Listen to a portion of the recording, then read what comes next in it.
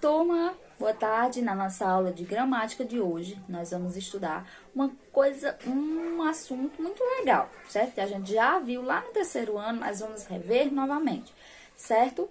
Então, eu vou mostrar duas palavras para vocês aqui e eu quero que vocês vejam o que é que se elas têm algo em comum ou não, né? Aqui eu tenho a palavra certo e correto. O que essas palavras têm em comum? Ou é algo diferente? Pensem aí.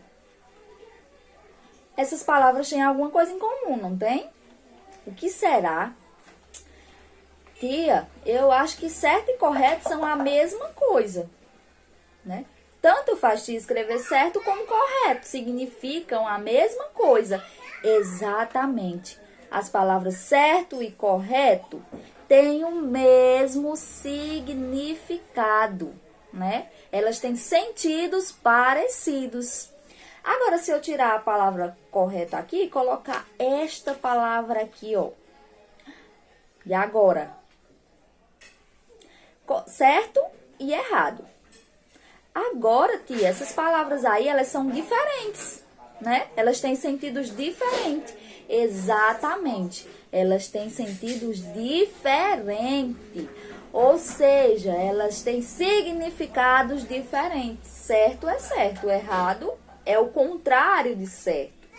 Então, quando eu tenho palavras como certo e correto, que têm significados parecidos, né, e sentidos parecidos, essas palavras, elas são chamadas de sinônimos, pois elas têm o mesmo significado ou significados parecidos, certo? Agora, quando eu tenho uma palavra que é o oposto da outra, né? Certo e errado, aí essas palavras têm significados diferentes, ou seja, elas são um antônimo uma da outra, certo? Vou dar mais um exemplo para vocês. Aqui eu tenho a palavra perguntar. A mesma coisa que perguntar é retrucar. Então, perguntar e retrucar têm o mesmo significado.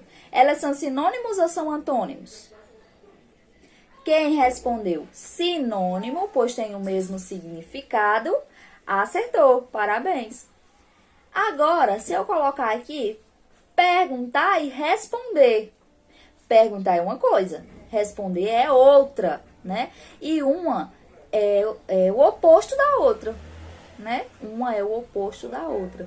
Então, se é o oposto e tem significados diferentes, essas palavras são sinônimos ou são antônimos? São antônimos, certo? Então, é isso que significa sinônimo e antônimo. Antônimo é quando a palavra é o oposto da outra. E já sinônimo é quando a palavra tem o mesmo significado, certo? Então, esse era o nosso conteúdo, muito simples. Vamos treinar no exercício, porque aí fica mais fácil ainda, certo? Beijo!